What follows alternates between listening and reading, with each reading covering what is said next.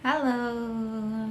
Oke, jadi ini tuh udah tahun 2022. Artinya waktunya untuk nyusun resolusi-resolusi baru, target-target baru. Dan di tahun 2022 ini aku buat target 50 buku. Artinya setidaknya dalam sebulan itu baca 4 atau 5 buku gitulah ya kan. So, ketika masih semangat-semangatnya gini, akhirnya buku yang aku tunggu-tunggu datang juga. Ini dia bukunya. Black Showman dan Pembunuhan di Kota Tak Bernama karya Keigo Higashino.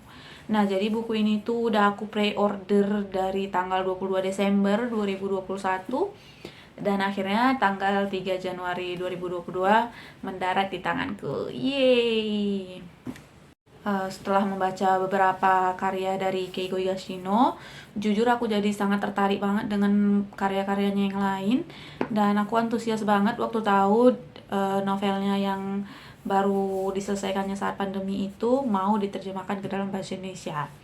Ya, jadi novel ini tuh katanya ditulis sama Keigo Higashino ini saat pandemi kayak gitu. Nah, kemarin itu aku PO harganya 101.200 dari Toga Emas. Dan ini itu adalah novel ke-6 dari Keigo Higashino yang diterjemahkan ke dalam bahasa Indonesia. Ini diterbitkan oleh Gramedia Pustaka Utama dan tebelnya itu 520 halaman. Kelihatan nggak? 520 halaman. Jadi cukup tebal ya. Ini itu kayak apa ya, kesannya di sini kayak Kaito Kid dari serial komik detektif Conan, ya nggak sih? Kayak kesan-kesan misterius gitu. Tapi setelah aku baca gitu ya, aku ngerasa ini tuh lebih mencerminkan si Kogoro Mori yaitu detektif yang biasanya itu memecahkan kasus sambil nunduk karena kena bius sama si Conan. Ya nggak sih? Kenapa aku bilang gitu? Kalian coba baca deh. Terus kalian setuju nggak sama aku? Jadi versi asli novel ini tuh diterbitkan dalam bahasa Jepang di tahun 2020 dan kemudian versi terjemahan bahasa Indonesianya ini diterbitkan di tahun 2021. Jadi ini memang buku relatif baru. Nah, novel yang ini itu bercerita tentang terbunuhnya seorang pensiunan guru SMP bernama Kamio Eichi karena tercekik dan jasadnya itu ditemukan di halaman belakang rumahnya sendiri.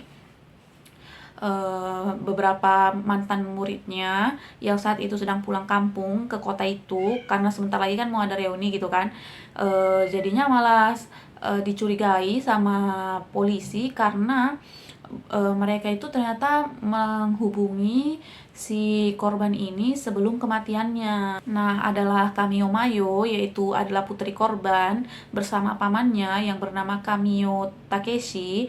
Mereka berdua itu memutuskan untuk melakukan penyelidikan mandiri untuk mengungkap siapa yang telah membunuh ayah dan kakak mereka, seperti itu. Jadi kira-kira siapa ya pembunuhnya? Silakan dibaca sendiri. Jadi novel ini tuh berusaha untuk mengungkap siapa sih pelakunya, terus metodenya gimana dan motifnya apa dilakukan pembunuhan itu ya kan. Sama seperti novel misteri karya Keigo Higashino yang udah aku baca sebelumnya. Gimana ya, rasa penasaran itu muncul bahkan sejak di bagian awal novel. Jadi aku benar-benar menahan diri untuk tidak langsung ke halaman terakhir, ke bagian akhir buku untuk spoiler siapa sih pelakunya kayak gitu. Ya, memang sebegitu bagusnya ya gaya penceritaannya gitu ya kan. Novel ini tuh dia pakai sudut pandang orang ketiga serba tahu terbatas dan Kamio Mayo itu adalah tokoh utamanya di sini. Terus dia alurnya itu maju mundur sehingga pembaca itu seringkali diajak kembali ke masa lalu untuk lebih mendalami setiap karakter dan agar bisa lebih memahami jalan cerita di dalam novel ini gitu.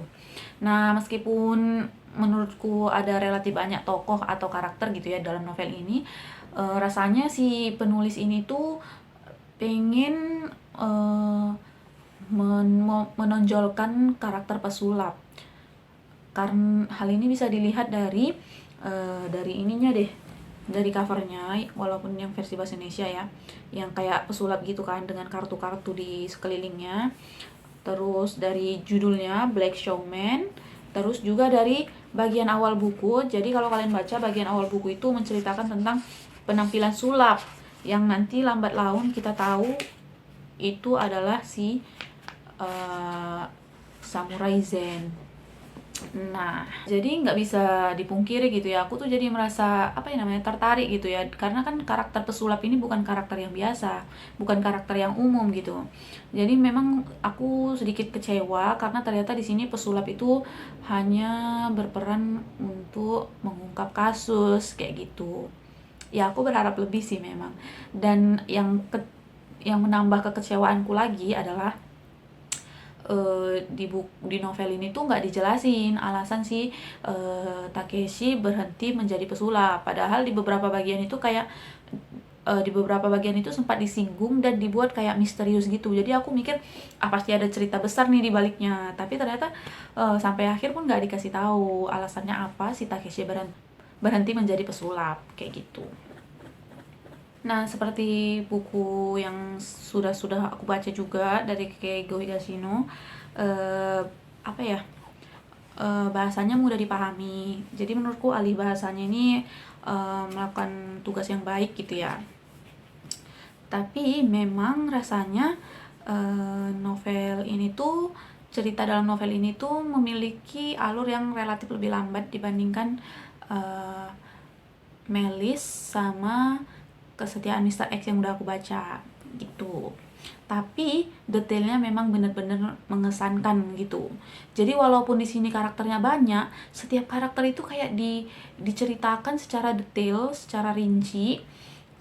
Jadi hubungan keluarga, persahabatan, bisnis, politik, terus asmara, bahkan hingga kondisi pandemi itu kita bisa dapat gambarannya secara jelas, secara rinci. Nah, hal yang menarik dari novel ini, dan jujur aku memang nggak begitu banyak baca buku, dan ini adalah buku pertama novel fiksi yang mengangkat tentang pandemi COVID, yang udah aku baca gitu ya. Jadi rasanya cukup menarik sih melihat latar waktu yang digunakan di dalam novel ini adalah di saat pandemi COVID-19.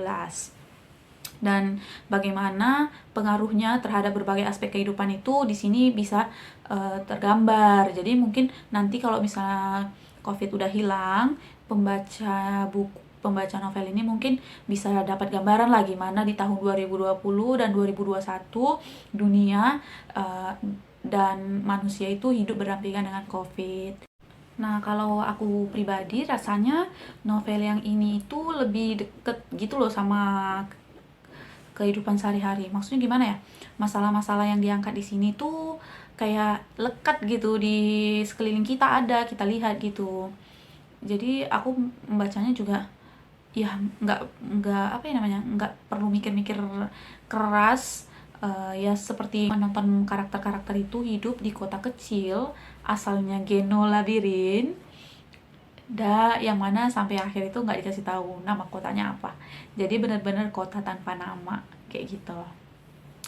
Nah, di dalam novel ini ada kutipan yang aku suka dan aku pengen banget masukin di video ini karena ya meninggalkan kesan yang dalam gitu sama aku. Jadi kutipannya itu seperti ini bunyinya: jika lanjut menikah dengan menutup-nutupi masalah ini, nantinya kau hanya akan terus-menerus menderita karena memikirkannya. Cepat atau lambat, saat perasaan yang kau pendam itu akhirnya meledak, hubungan kalian pasti akan jadi bertambah canggung. Kita ibaratkan di sini ada suatu rumah yang bobrok. Rumah itu sudah berderi-deri, sampai-sampai seolah akan langsung roboh begitu kau membuka atau menutup pintunya dengan kuat. Mayo berusaha masuk dengan membuka pintu secara lembut dan perlahan. Dan bukan hanya masuk, kau juga berusaha tinggal di sana. Apakah dengan kondisi seperti itu, kau bisa melanjutkan kehidupanmu dengan layak? Kelak pasti akan ada waktunya kau tidak sengaja membuka atau menutup pintu itu dengan kuat, bukan? Daripada nantinya hanya remuk tertindih rumah yang roboh itu, tidakkah kau pikir lebih baik menghancurkannya dulu sebelum masuk? Nah, itu dia. Jadi kutipannya memang cukup panjang, tapi aku suka banget karena ini tuh pesannya cukup ngena gitu ya bagi mereka-mereka yang mungkin memutuskan mau menikah atau mungkin bahkan udah berkeluarga juga bisa. Jadi pesan yang kutangkap adalah jangan biarkan ada kecurigaan-kecurigaan yang mengambang, dibiarkan begitu saja, tidak dibicarakan. Apalagi bagi pasangan yang memutuskan mau menikah, kalau misalnya dibiarkan ya seperti yang dia bilang tadi, itu ibarat seperti menempati rumah yang bobrok. Gimana rasanya tinggal di rumah yang bobrok? Pasti nggak enak kan, selain harus hati-hati selama tinggal di situ, pasti ada juga resiko suatu hari akan runtuh tuh rumah gitu. Jadi maksudnya di sini mulai dari awal aja, artinya dihancurkan aja rumah yang bobroknya, kemudian baru diputuskan apakah mau dibangun kembali atau enggak. Artinya segala kecurigaan-kecurigaan atau masalah-masalah itu dibicarakan dulu, lalu kemudian diputuskan apakah mau lanjut atau tidak. Kenapa? Karena pernikahan itu kan urusan yang menyangkut seumur hidup, ya kan? Jadi harus dipikirkan sebaik-baiknya. Ya mungkin sampai di sini aja. Sampai jumpa di buku berikutnya. Semoga bermanfaat.